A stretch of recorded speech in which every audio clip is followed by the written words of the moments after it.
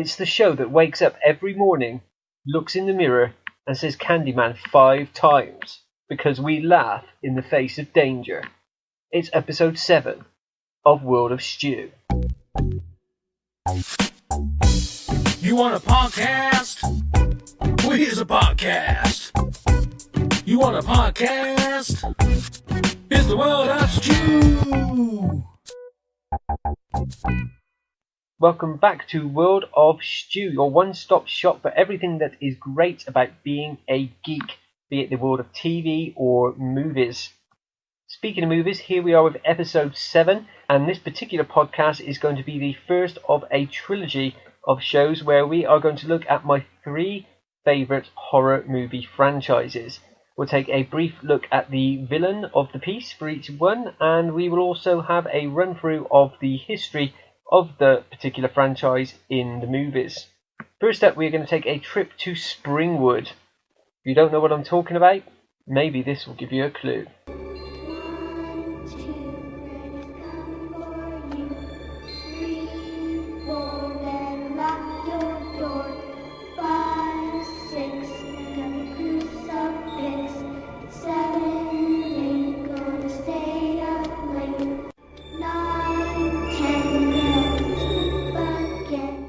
A Nightmare on Elm Street is the franchise that brought us the legend that is Freddy Krueger. So before we get to his killing spree, let's take a look at what made Freddy the man that he is. Amanda Krueger was a nun working at the Western Hills Mental Hospital. One Christmas she is accidentally locked in with the inmates, which is never going to end well, and of course it doesn't because she is brutally gang raped. This legend makes Freddy the bastard son of 100 maniacs. Christened Frederick Charles Krueger, he was born in 1942 and spent his childhood being moved from one foster home to another. At one of these homes, he was abused by his alcoholic foster father who went by the name of Mr. Underwood, and he taught Freddy how to torture animals and inflict pain upon himself. Freddy would go on to murder Underwood and return to his hometown of Springwood, where he discovered a peaceful place full of happy families, all of which disgusted him to his core. He went on to find employment at a steam plant on the edge of town where his job was to maintain the boilers. He married a woman named Loretta and they had a daughter called Catherine. It was around this time that he constructed the first version of his bladed gloves, which he used to kill his victims. Freddy would go on to kidnap and murder 23 children during his killing spree. He would have continued had his secret not been discovered by Loretta, who he then throttled in front of their daughter. It's not quite the circle of life that the Lion King was talking about, but it has a similar theme. Soon after, Freddy was arrested and charged with the murders of the children, and his wife of course, but in their haste to get their man, the arresting officers forgot to read him his rights and he was released on a technicality. This didn't sit well with the parents of Springwood, obviously, so they decided to take matters into their own hands. They trapped Freddy in the building where he had been taking his victims and set him alight, thinking that this would simply kill him by burning him to death. This was not the case, however, because before he died, powerful dream demons offered him eternal life in the world of dreams, an offer that he accepted. Since that time, Mr. Krueger has been plotting his revenge on the parents of the town by stalking and murdering their children in their sleep. And so, it all begins in 1984 with A Nightmare on Elm Street, written and directed of course by Mr. Wes Craven, who had a number of credits to his name by that point, most notably Last House on the Left and The Hills Have Eyes, both of which I would not suggest you watch if you are of a squeamish nature. First film focuses on Nancy Thompson, who is played by Heather Langenkamp, in only her second ever screen appearance. Another interesting note about this film, it is also the debut feature film appearance of one Mr. Johnny Depp. Anyway, the film follows Nancy and her school friends, who discover they've all been stalked in their dreams by the same hideously scarred man wearing a tatty red and green jumper and a brown fedora hat. The plot of the film basically goes that the children discover that they are being stalked by this person who goes on to kill them one by one.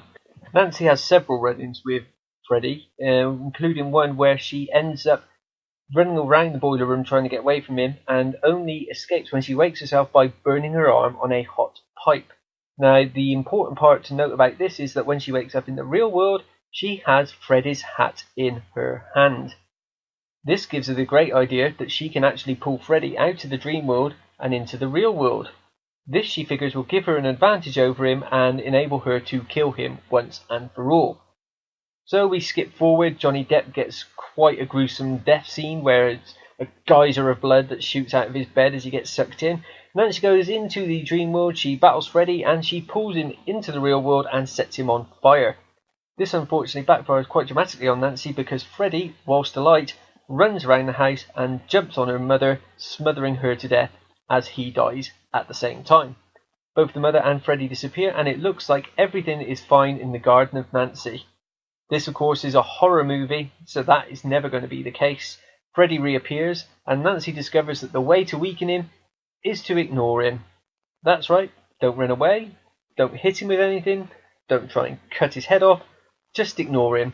Freddy loses his power until he completely vanishes, and it looks like Nancy has won once and for all. She then ends the film in a car with 3 of her dead friends and her dead mother, who stood on the front porch waving her away. Freddy then breaks through the glass on the front door and drags her mother in, proving that he is actually alive and well. It would be 12 months before we would get A Nightmare on Elm Street 2, subtitled Freddy's Revenge. It's set 5 years after the events of the first movie and centres around a new family that have moved into the Thompson household. In particular, one teenage boy named Jesse. Now, if you've ever seen any half-decent horror movie, you should know you never move in to the murder house. Even The Simpsons have covered this. Never, ever move into the murder house. Anyway, few dreams happen, and Jesse discovers Nancy's diary. He's visited by Freddy, who, rather than killing him, tells Jesse to go ahead and kill for him, which kind of doesn't fit with the theme of the first movie. But anyway, this leads to an incident in the showers at the high school where Jesse has an altercation with his sports coach.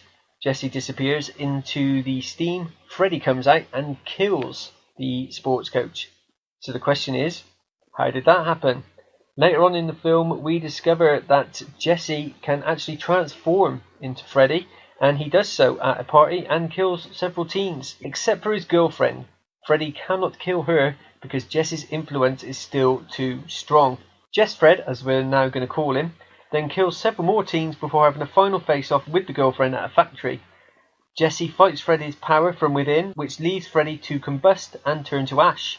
Jesse emerges from the ashes, and again it appears that the nightmare is over. Much like the end of the first film, however, Freddy appears out of nowhere and the teens are trapped as we fade to black. It should be noted, an interesting point about this second film is that it was completely different in tone to the first.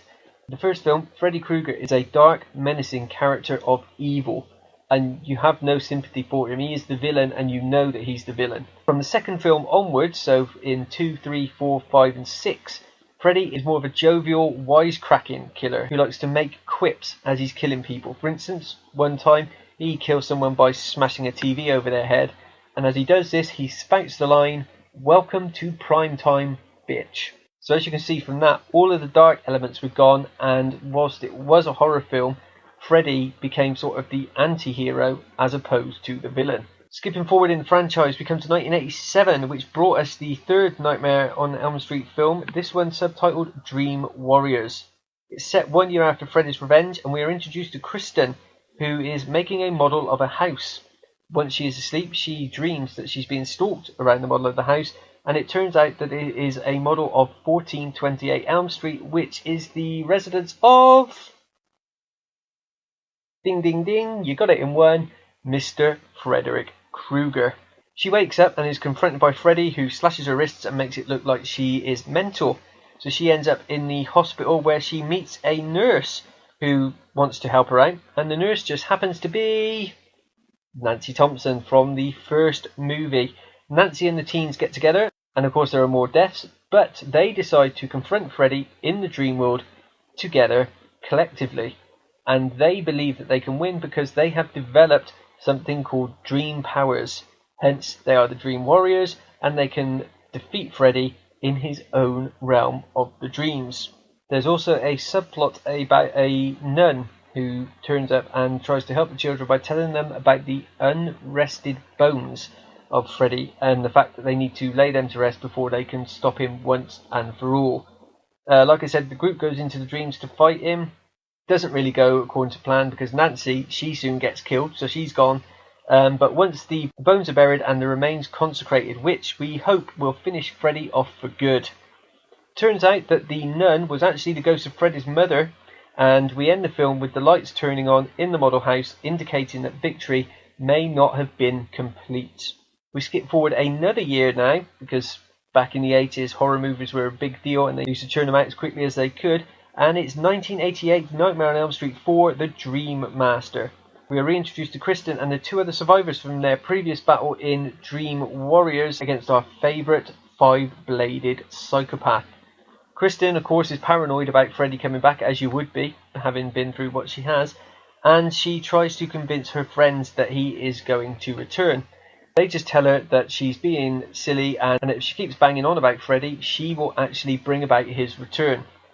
So the next day we're introduced to her new best friend Alice and the other members of her social group who we now know as the next batch of victims. The first two people to die are the other two survivors from the previous film, which just goes to prove you should never hang around with the crazy girl who believes that the psycho killer in her dreams is about to return. So Kristen fills the rest of the group in, but of course they don't believe her until they get pulled into the dreams and they start dying. This culminates with Kristen dying and passing over the mantle of main player to the girl, Alice. Eventually, Alice gets into the final battle with Freddy, which he is on the verge of winning until Alice remembers a nursery rhyme called The Dream Master, and she forces Freddy to face his own reflection, which causes all of the souls that he has taken to that point to tear him apart. The film finishes months later with Alice and the one other survivor, Dan, stood by a fountain, and they throw in a coin, and in the ripples of the water Alice sees Freddy's reflection, but she decides to ignore it and just wander off with Dan on their merry way, not paying a second thought to the fact that she's just seen Freddy Krueger's reflection. Of course you realise that indicates that she is going to get it, and so we move on to Nightmare on Elm Street 5, The Dream Child, which was released in 1989. Now I'm assuming you can probably guess what's coming from the title, but this is set a year after the events of Dream Master, with Alice and Dan dating and leading a happy life. Alice, however, has a vision of herself in an asylum where she is dressed as Freddy's mum. She waits before anything happens, but she has another vision, and this one she witnesses Freddy's mum Amanda giving birth to the killer. Through a series of unfortunate events, Alice throws the baby into the church where the bones were buried. This proves to be a mistake as the baby finds the bones, morphs with them, and once again is the fully formed adult Freddy Krueger. Dan is soon killed, which of course leads Alice to inform all of her new friends about the threat that they face, and again the new teens are very sceptical about what they're being told. In the meantime, Alice discovers that she is pregnant with Dan's baby, and she is also visited by a stranger named Jacob. Another teen is Fredicized, and Alice has another dream in which she sees Jacob, but waits before she can speak to him. Turns out that Jacob is the adult form of her unborn baby, and she finds out that Freddy is feeding her unborn fetus the souls of the dead. This of course leads to another huge battle to culminate the film, in which Alice and Jacob have joined forces and they force the souls to escape from Freddy's body, ripping the baby form out of him. That's right, they rip a baby Krueger out of Freddy. Anyway, they then seal the doors of the church, and that supposedly puts an end to Freddy's escapades once and for all. Months later, Alice has given birth to Jacob, and we are led to believe that the nightmare is finally over, but the singing of the aforementioned nursery rhyme indicates that this is simply not the case. We would then have to wait 2 years before the 6th entry was released, and this one was called either Nightmare on Elm Street 6 The Final Nightmare or Nightmare on Elm Street 6 Freddy's Dead, depending on where in the world you actually were when you watched it. Neither title was particularly accurate due to the fact that they were about as final as Friday the 13th Part 4 The Final Chapter, and if you know anything about Friday the 13th, you know that the final chapter was nowhere near the final chapter. Story is set actually 10 years after the Dream Child, and we find that Freddy has killed every single child in Springwood, which leaves him pretty much impotent in the world of being a serial killer. We see a teenager trying to escape from Springwood, but he finds himself being chased through the dream world by Freddy, who hits him with a bus. This sends him flying from the dream world into the real world, and he's suffering from amnesia. The only two things he has on him are caffeine pills, to obviously keep himself awake, and a newspaper clipping about a woman named Loretta Krueger, who we know from the brief history of Freddy Krueger is his murdered wife. The amnesiac teen, who is now known as John Doe, ends up at a shelter for young people, which conveniently introduces the new batch of victims who will fall at Freddy's hand. We also meet Maggie, who, despite having her own issues, tries to help John with his. The group of them end up in Springwood, where all the adults have gone insane due to the deaths of all the children. They try to leave, but they're caught in a loop that prevents their departure. Maggie and John then discover that Freddy had a child before his murder trial, and after being recognised by some of the local patrons, John decides that he must be Freddy's son. The whole group end up at Freddy's old house, 1428 Elm Street, for those paying attention, and of course begin to fall asleep and get picked off one by one in ever more far-fetched and incredible ways. Those remaining try to flee, but Freddy kills John, though John, in his final breath, is able to tell Maggie that Freddy's child was in actual fact a daughter and not a son. So Maggie then fronts up to Freddy in a dream, and he informs her that, "I am your father." Although obviously it's nowhere near as dramatic as Vader telling Luke. This, after all, is Nightmare on Elm Street and not Star Wars. He also tells her that he was basically using her to bring him a new batch of children to play with. We then crash through some rehashes of moments from the earliest parts of the franchise, where one girl escapes in a dream by burning her arm, and another dreamer wakes to find part of Freddy's jumper in his hand. Of course, this leads him to the same conclusion as Nancy from the first film. Maggie enters a dream to kill Freddy and wears special glasses to enable to see past his tricks. Now this is interesting because this was New Line's first ever 3D film, and we're not talking about the new version of 3D with the sunglass looking glasses. We are talking proper old school with the red and the blue paper lenses. This of course is the cue for we the viewer to put on those old school red and blue 3D glasses, as this is the special 3D section of the film. So of course this is the part of the film where eyeballs will come flying at you, sticks will be pointed towards the screen, and you're supposed to go "ah!" and be scared. During her dream, she is shown Freddy's childhood through to the point where the demons granted him the power to live through dreams. She eventually confronts him again and stabs him with his own glove, which kind of channels a vibe of Halloween 5, where the little girl played by Scream Queen Danielle Harris stabs the woman at the end of the film and is wearing the same mask that Michael Myers was in the first film. The vibe that they gave off there was that maybe the killer was being replaced by a relative. It didn't come to pass in Halloween, and it doesn't come to pass in Nightmare on Elm Street either. Nightmare on Elm Street 6 finishes with Freddy blowing up. All of this crazy killing leads us to the last of the original series of films, which was 1994's Wes Craven's Final Nightmare. This movie is notable for two reasons. Number one, it is a clear precursor to Craven's later success with the movie Scream, and number two, it marked a return to a more serious, less jovial tone, as the quips were gone and a more dark, evil, malevolent Freddy was brought to the fore as he stalked and tried to kill his victims. Final Nightmare crosses the worlds of movie and reality, as the character of Freddy begins to stalk the actors and actresses that have appeared in the previous 6 films. In particular, we see Heather Langenkamp, who was last seen as Nancy in Nightmare on Elm Street 3. She is living with her husband and son. Now, this is in the real world, not in the movie world.